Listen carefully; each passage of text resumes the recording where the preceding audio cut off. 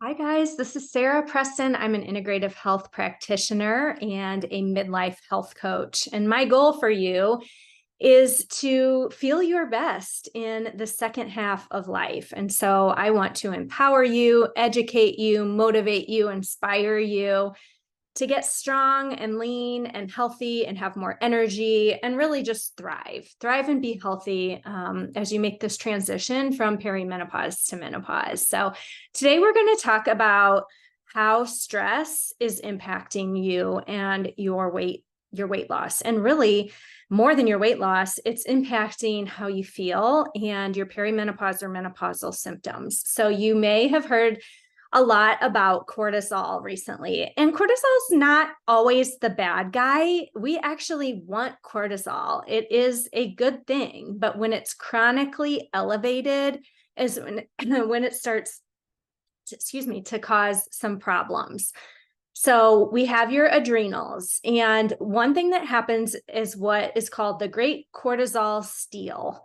And so cortisol will steal from your sex hormones, meaning progesterone, estrogen, testosterone. And it's kind of like the fight or flight feeling. So it's those stress hormones, those like, I'm always, kind of feeling stressed, even if it's not like a super stressful time, your body just kind of feels stressed. You're like fight or flight all the time. And some things that happen are your perimenopausal, menopausal symptoms can get worse, of course, because hormones are affected.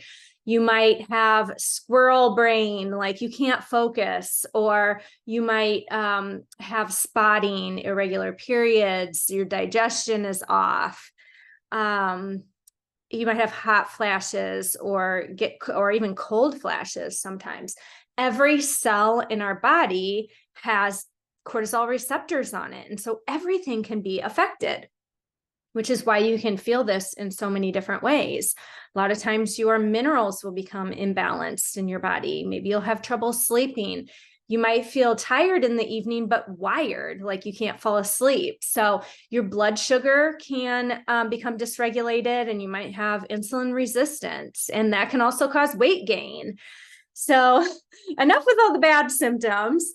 This is very common with women in perimenopause because we do have a lot of stressors in our life. We have teenagers, aging parents, jobs. We're at a very pivotal part in maybe our career, our husband's career. We have kids going off to college, which can feel stressful. And at the same time, we're trying to put stressors on our body to lose weight. Things like a lot of people will go low carb or try to do a lot of Orange Theory fitness or F45 or, Peloton all the time, many times a week. And we're busy, we're volunteering for things. It's just this time of life where we never slow down. And so the first thing that we can do is to slow down. And I know that's so easier said than done. We have a busy life here too. My kids play sports. I volunteer, I work full time. My husband, has a demanding job. We have a lot going on. And so sometimes you have to start to learn to say no, prioritize the things that you really want to do.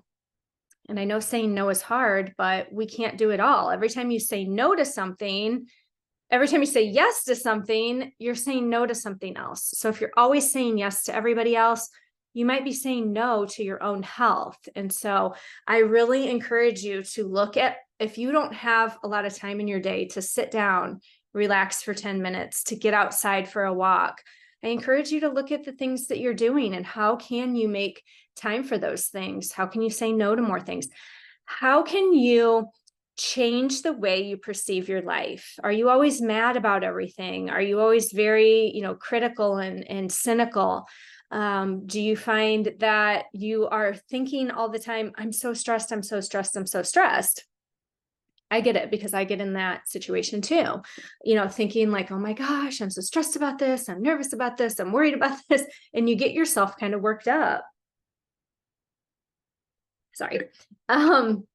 And so I encourage you to try to start reframing how you look at things. If something comes up, instead of saying, I'm so stressed, maybe you're going to say, okay, this is okay. And, the building's not on fire. It's not an emergency. It can wait. It's no big deal. Start telling your mind this. This way, your mind is not going to put your body in that fight or flight. Like, I've got to go put out the burning fire.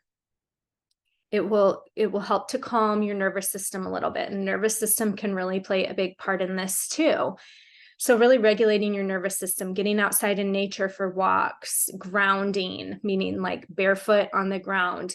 You might do the adrenal cocktail. Some supplement things that can help would be, I do an adrenal cocktail, which would be water with just a little bit of vitamin C. So you could do orange juice or lemon juice or lime juice, just do a little bit in with my electrolytes. And then you can add a little pinch of cream of tartar, or you could do coconut water to get some potassium. I also put creatine in mine because it's so important for muscle building. We can talk about that on another one. I'll do another show. This is the Sarah show. I'll do another episode on that, but you could do an adrenal cocktail. It's really helped me with energy levels to lower that stress response.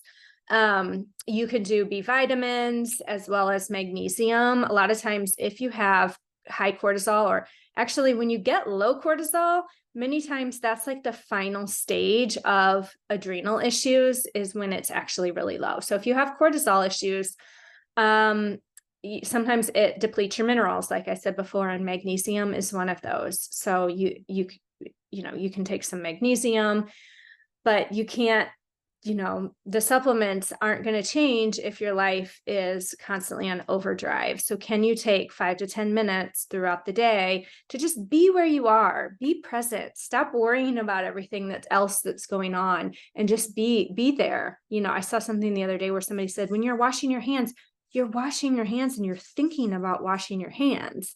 You're not thinking about, oh, I've got this, or I've got that, or I've got to go do this. So it's really training your brain to do those things. Also, we want to reduce the stressors on our body, on our physical body. Don't fast for too long. Don't go super low carb. If you have adrenal issues, you need to make sure that you are supporting your thyroid with enough carbs. Another thing you want is enough fiber. And of course, as we talk about all the time, enough protein. So making sure you're eating enough. If you're eating super low calories, super low carb, that is a stressor on your body.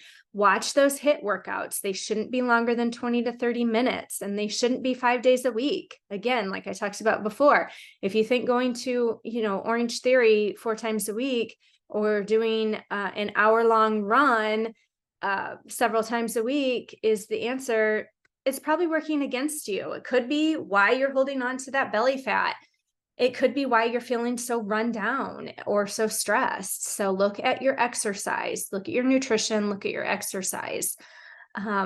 So those are kind of the main things. Let's take a few supplements. Let's look at how we perceive our life and the stress in our life. Let's say no more often and really look at our priorities. And then, of course, focusing on nutrition and fitness, getting out into nature. And all these are really, really going to help. Of course, getting good sleep is always helpful. And sometimes we can't do that if we have cortisol issues. So really focusing on that bedtime routine. Watch my other video that's about sleep. And I think that this is all going to really help you get better. It's going to take time. It's not going to happen overnight. It's going to be a few months. But I had some cortisol issues and was really able to resolve them. So it is possible. So, okay, you guys, I hope this is helpful. Please let me know in the comments, or let me know if there's other topics that you want to hear about. I hope you have a great day.